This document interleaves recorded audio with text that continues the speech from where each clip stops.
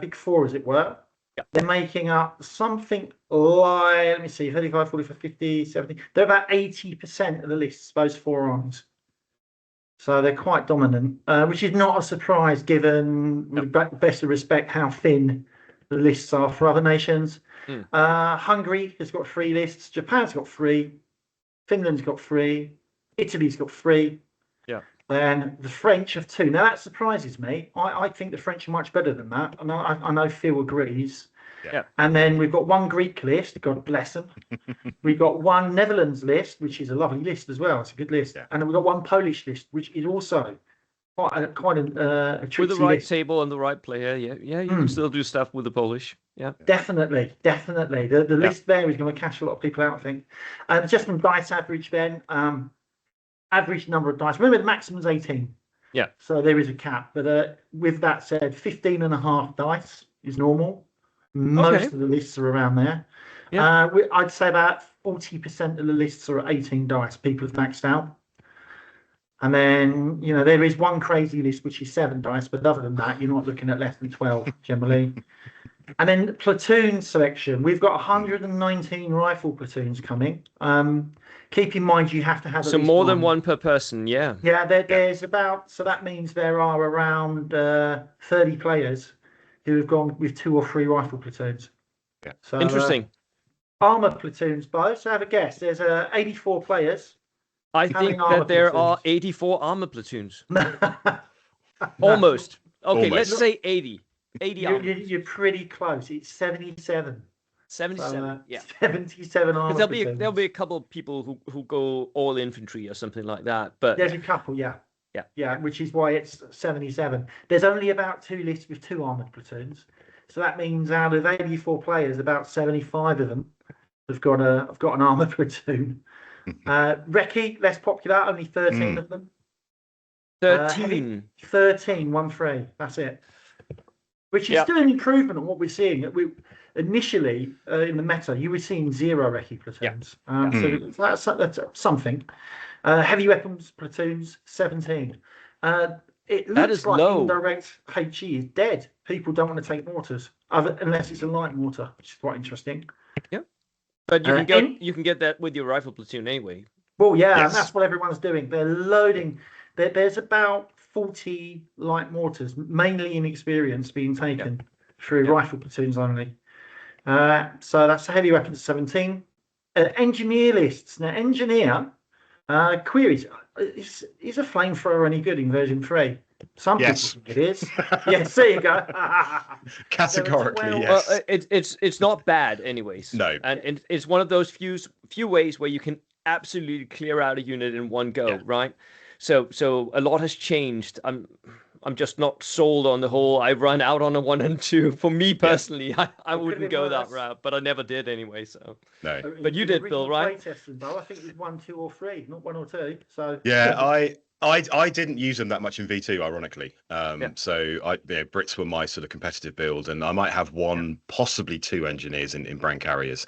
I've been playing US almost exclusively since the start of V3. I did Finns at 1 tournament, and I did Germans at 1 tournament. I think of the major tournaments, only 2 of them I didn't take an engineer platoon. Yeah. And otherwise, it was engineers, either in scout cars if it's US, or comsomelettes in the days that they were, in the 20 to the pound. Finns, yeah. Which is actually interesting. There's only, 3 Finnish lists for BritCon, when Beachhead, you go back to Beachhead in February in the UK, and, Russ, myself, and 4, 5, 6 others, within 3-4 months of V3 starting, we jumped onto Finns. So I like them for that reason, Bo. You said that it's one of the few ways of auto deleting a unit, especially, I don't want to open up a can of worms, especially now close combat is not as decisive as it used to be. But you're right, it is frustrating when they run out. It is.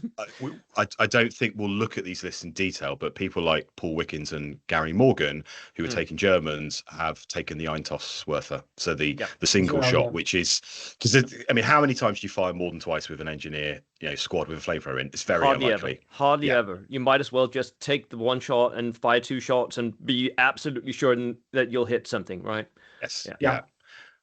But Yeah, you do, you know, because of the rifle platoon tax, you're having to take a rifle platoon to access the engineer platoon, which is why I can see people leaning towards SMGs in armored transports with Panzerfaust if you've got access to them and that sort of thing.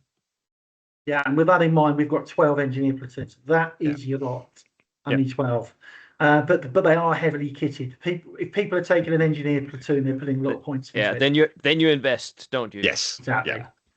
And then I don't know, maybe I was a bit surprised at this. Maybe I shouldn't have been, but artillery platoons, there were 32. Yeah. That's more than I was expecting. Yes. Yeah. There's an awful lot of AA in there, has to be said. Not a lot of anti-tank, some, not a lot of howitzers. So people seem to want to use that to get some AA, to get some autocannons. But is it all light autocannons, 35 points? Light heavies, actually. It's people preferring heavies. Okay. If I go down, let me just go and have a look. So for the artillery platoons, just for a little breakdown, and I can pull numbers out however you want, guys. But I'm just looking here. We've got 75 guns across those artillery platoons. 6 of them are light anti-autocannon. 17 are heavy autocannon. They're by far the most popular. We've got 14 light howitzers, 9 medium, 1 heavy, 5 light anti-tank, 10 medium, 3 heavy, 1 super heavy. And then we've got 9 MLRS systems. So only 9 MLRSs are coming as well, which is quite reassuring. Yeah, there have been massive shifts in the meta, haven't there? Like the Finns are gone, the multi-rocket launchers are almost gone, not completely. I also still see a use for them, but I mean, the air observers was a thing, and then they weren't, and I mean, just massive shifts all around. It's a great time to be alive in this game, I think. There's a lot of different types of lists out there, absolutely. Like you mentioned, air observers. There's only out of 84 players. Yeah. If I go and look at the foos, how many foos we got? We've only got about 15. Sorry, here we go. 15 foos. Yeah. And 7 of them are air observers. Yeah. And I've got 3 of those. You've got 3, yeah. What? Not to give my theme away a little bit, but yeah. So yeah, they're not popular. No, I think the Brits getting nerfed on their food the artillery has had a huge impact. Yeah. Which is one of the reasons I'm really surprised there's not more French lists, because they still have they still have the double tap. Yeah, exactly, which is horrific. If you run it well, it's still pretty nasty. Yep. Yeah, I think with the light artillery as well, Russ, with Army to GB being included, we pushed, or Gas pushed the list deadline back to allow Army to GB to be included. A lot of those light howitzers you mentioned will be British, 25 pounders, probably going to be guards as well. Yeah, so, a lot of that's what's interesting as well. Well, I'll talk about infantry in a minute, but a lot of the artillery units where they're British have taken guards, so they can shake pins rather. Pins, yeah. So yeah. It's an obvious. It's like, for me, when I read the new British book, it was the obvious first choice if I wanted to go Brits, because it means that you shake the pins, right? And combined with the British morale boost, you're definitely shaking pins every single turn, and a lot of them. Just on that, one other thing I mentioned, and then I'll shut up and we'll take questions, but because I think it's interesting, is I went and looked at everything, but in terms of the type of infantry that's being taken, very much version 2, primarily you always seeing regular infantry with a mix of inex lists and vet lists. That has really gone away in a big way. So there are, in total, there are 337 infantry squads at the tournament. 199 of them are vet. That's a huge swing. Only 37 of them are inexperienced. Yeah. So big changes there. And I would submit that I think that the rest of them are regulars with an LMG or possibly even a flamethrower. Well, no. Actually, most of the engineers are vets. Interestingly. Which they would be. I haven't included the engineers in because you want them to survive now once you've deployed them. But But the regulars with the LMG at the back, absolutely, Bo. Yeah. And of those, there's 101 regular infantry sections. Yeah. and an awful lot of them are guards, where people are saying, you know what, because I can take 2 pins off, I don't need to be a vet. Yeah, So, exactly. so that seems to be a bit of a thing at the moment. Yeah. So that's I don't know. Are there any other questions, guys? Shall I just focus in on one or two other things on rifle platoons? No, one question I have is if we could just go and can you get the stats for what's the ratio of 7+, 8+ light armor to heavier armor? Because that's really interesting for me. Yeah, I can do that for you on tanks. Right, here we go. On tanks, there are 252 tanks. That includes 13 soft skin vehicles like Tokarovs. Yep. Or Recce Jeeps. Yep. Right, so armor 7, 109 tanks on armor 7. That's a lot. We've got quite a mix of German Stummels in there as well. Yeah. That armor 8 is 84 tanks. Okay, so less. Yeah. Yeah, but still pretty bulky. And then for armor 9, we're looking at 38 tanks. Yeah. It drops off very quickly, doesn't it? Yeah, armor 10, and I've included Panthers in this because I know technically they're armor 9, but they're +1 on the front, so let's call them 10. There's 5 of those. Okay. So there is a couple of people still taking Death Star type tanks. Oh, a couple. A couple, yeah. Yeah. Armor 9 kind of makes sense to me, and we maybe chat why I think that's a good call. Yeah. And then armor 11, there are 3 tanks that are armor 11. 2 of them in one list. 2 in one list. What? Yes. Phil, do you want to explain that list to those? Yeah. So this is it's Mark Westwood. Maybe we should go and look at the list at the same time. Should we do that? Yeah, that'd be good. So right. Mark Westwood boat. Right. I will share my screen for you guys at home. Mark Westwood. Right, going to Mark. By the way, I will link to this OneDrive in the description for this video. Please do. It's should be by surname, so be under Westwood. All the lists are in this. Last one. All the lists are in the OneDrive, and there's also the mission pack in there as well. And then if you click on expand, that's it. You've got it. You're way ahead of me. Cool. Yeah. So 7 dice. 1250 and whoa. Platoon commander, inexperienced with pistol. Panzer Grenadiers, 5 rifle. Ooh, that is very small. Ooh, 2 of those. In a half track. Yeah. Transport capacity, 5 men. So they stick them in the half tracks here. 2 half tracks. Yep.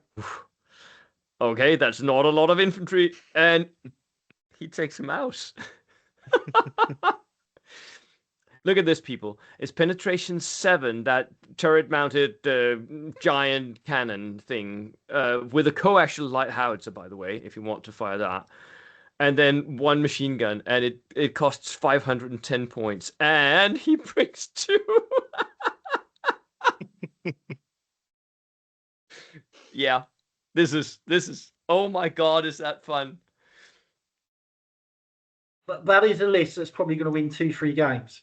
And the people who lose to it are going to be kicking themselves. It'll be on a mission where they're just like, you have got to be kidding me. Yeah.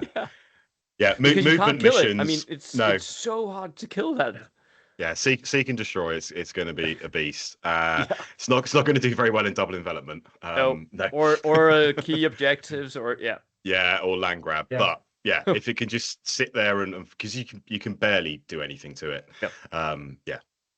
Can I just say on the mouse as well, something that's really, really interesting that I noticed a couple of weeks ago on social media. Apparently, the Tank Museum in Bovington, they are saying that the mouse that was recovered by the Russians and is now in their museum was actually recovered 11 kilometers away from the factory where it was built. So they think it was actually used, that they tried to move it as part of a withdrawal. So it may have actually even seen service, which is kind of crazy. Or 11 kilometers. And it probably ran out of fuel. Yes. Probably ran out of fuel. Yeah.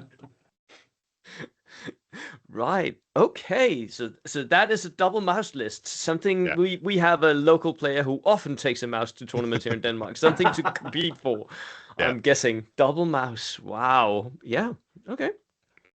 What else do we have? What else is interesting in your eyes of the lists that you run over? Why don't you lead on that, Phil? And shall we? Matt Sparrow. Matt Sparrow. I will German again list. share, and let's go and grab Matt's list then. There we go. Sparrow, Matt. There we go. So Matt is he's sort of been on the tournament scene for about a year and a half, coming up to 2 years in the UK. Very good player. He was at World Open War. He was part of the Welsh 2 team, and we see him at a lot of 2-day events in the UK. So he is someone to be aware of. You know, if you haven't heard of Matt, he's definitely an up and coming good player. He's taken a German list. I won't say any more than that. Bo, I'll let you talk it through and respond, and then we'll chip in. Well, the first thing I notice is he has got 16 order dice, which is where I think the Goldilocks zone is for 1250. So he's more or less in the meta that I'm seeing, anyways. But he brings an officer with a rifle, a helper with a pistol, and they are mounted, which is really interesting. And he brings Waffen SS Cav here with Panzerfausts, horses, fanatics. 6 of those, they will win combats. Fanatic tough fighters will win some combats, but there's not a lot of them. Double Panzerfaust, also really interesting on cavalry, I think. And he has 2 of these units, which is why he can take the officer with the horse Brandenburgers, because of course you should try to do that if you can find the points. 110 points with a light machine gun. At Spartruppen, every German player now takes Spartruppen, and they all take them Gebirgsjäger if they can, which is what he does here. Spartruppen are very popular. We're seeing quite a few Brandenburgers as well to try and prevent units coming on the table. Yeah. It's just such a good combination of units that can influence the game in other ways than just be another veteran unit. Yes. And then what does he support this with? Artillery, platoon commander, inexperienced pistol, Nebelwerfer, because that will spread out your opponent. Flak, because heavy autocannons are good. Medium AT gun. Wow. Okay. So some serious punching power at range as well. Inexperienced medium AT gun, both. Yeah, it's interesting. Inexperienced. Yeah. He's getting the +1 the hit with it against vehicles, so he's figuring on hitting 50-50. So I'll save points. Which is interesting to save the points there. Yeah. Engineers on top of that. And they're expensive. Double rifle on an inexperienced officer here. Pioneers with a flamethrower and 3 submachine guns. Veterans. That's the SS Pioneers as well. SS Fanatic Pioneers. They are not gonna run away. No. And another one of these, a little bit the smaller size, I think here. Yeah, because the first one was a 7-man squad. This is a 5-man squad. Yep. Against Fanatic SS, and then the half track for that one.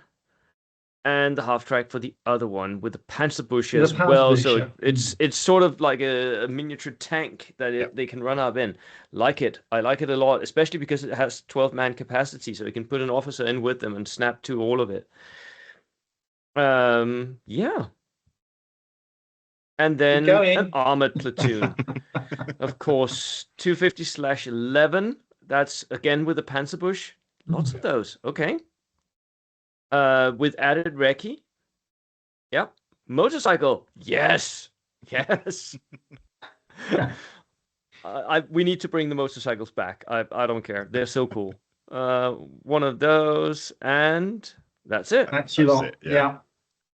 I like the fact it's fairly themed as well. Now he spent around 60 points on just making units fanatic, which 44 points. Yeah. Which you can argue is a waste of point. I'm not a big fan of Fanatic, but it does mean he's got a themed list, and I love that. So it is. And do we have a picture of the list? I think we've got one on the group chat, and it's worth showing. I may have. It is lovely. As you're doing that, Bo, so I played against a version of this list earlier on in the summer. Matt and I and Tim Greenwood were trying out ideas. The Panzerfaust on the cavalry is a really, really clever move because you've obviously got a good threat range in terms of the cavalry. You can dismount at the end of your move and then fire. And obviously, if you do the whole trick of sticking one of the models, just sticking out hard cover, if you get shot at, you can recce away. It's a really interesting, clever list, and the use of the Panzerbutzers as well. He hasn't got any traditional tanks, but he wants to get up close and personal with the engineers.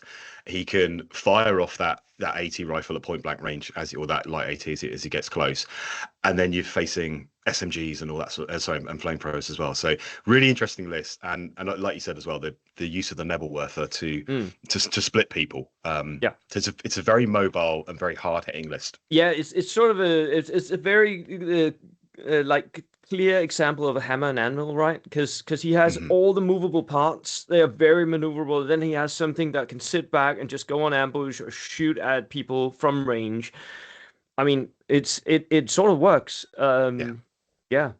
I'd agree with that. I like a couple of things I liked about it is first, he's artillery. He's got a heavy autocannon, a Nebelwerfer, medium anti-tanks. They're all doing different jobs. Yeah. So he's done that. The weird thing is, I might be wrong on this, but looking at that picture, I can see 12 veteran SS cavalry. I can't see the models for when they're on foot. No, he does have them purely because I know when I played him, he dismounted. Just not in the picture. Just not in the sense. picture. Yeah. They will be because that could have been a problem for him otherwise. No, they lovely thing because there will be times when he wants to go and dismount. Oh god, yeah. But it's a beautiful list. Really like this one. And a very, very beautiful paint job as well. Yeah, and it's not the typical German list that we will see, in terms of Panzer threes and guys in half tracks jumping out. Yes, it's got engineers, but more often than not, we're seeing veterans of SMGs and Panzerfaust rather than paying for that engineer platoon. So, and it makes a good use of all the different German special rules through the Defend the Fatherland options. Yeah. So yeah. Really good spread of it gets a 5 out of 5 from me. I know Bo probably thinks it's a 3.5, but I would say that's a 5. So okay, should we? Well, my list rating in V3 is not great so far. I for me it would be a 3.5. Yeah, there are things that could be optimized still further, but there are a lot of good choices here. There's a lot of good choices, and it's not a list where I would go and sit at across from that at the table and think this is going to be a walkover at all. There's very good and very deliberate choices, which means that this is a good tournament list. I just think it could be further optimized. Jake Taylor. So look at Poland. This is a very good example of what a Polish competitive tournament list looks like. I will go and get that for us. Jack Taylor, right? Jake Taylor. Yeah. Jake, right. I am going to share that. Just a sec. Here we go. So here we go. Ooh. There we go. Right. 18 order dice, company commander on horseback. So good. I'm not kidding. A Polish company commander on horseback, because he can snap to, because he has that range. And one of the main drawbacks for me in version 2 with the Poles was your cavalry was going to get pinned, and then they might not actually make that charge order test, right? But with a company commander moving up and just snap toing and giving +4, yeah. And then cavalry officer here with the rifle platoon, cavalry section, added lancers, 7 men, veteran. Yep, these are chargers. Cavalry section, 7 men, lancers, another unit of chargers. So two decent cavalry units, I would say here. Light mortar, because everyone takes one. Another rifle platoon. Platoon commander not on horseback. Infantry with BAR backline holders. Interesting. Very interesting. 2 of those. And then an armored platoon with the TKS, because of course you do. 1, 2, 3, 4, 5. I would be very surprised if there was not another armored platoon. And here we go. The 70p, which is also one of the things that I know a lot of Polish players love this because it's got the light AT gun, 2 of those, and an artillery. 1250, you can take so much goodies, can't you? Inexperienced officer and a Bofors 40mm and a civilian car to luck that along in. Like it. This is a very, very good Polish setup, I think. Why did you pick this out, Phil? It's the only Polish list, to be fair, in there, but it's a good example of that combination of the cavalry and also the tankettes. Arguably, for me, and if I play Jake and he beats me this weekend, I'll eat my words. Arguably, there's too many vehicles and not enough, maybe not enough cavalry, for example. He's only really got 4 squads, of which 2 aren't mounted. But that principle of having, very good close combat units with the cavalry, backed up with at least 1 platoon, if not double platoon of armor. Do you need five of them? I'm not sure. In terms of 5 tankettes plus the 7 TPs. But that's the kind of thing we're seeing as a Polish list. Alex Bundock has also been doing it in V3 very successfully. And you've also got that long range, threat with the Bofors as well. So yeah, Polish players, if you're wondering about what a decent Polish list looks like, that is a decent Polish list. That is an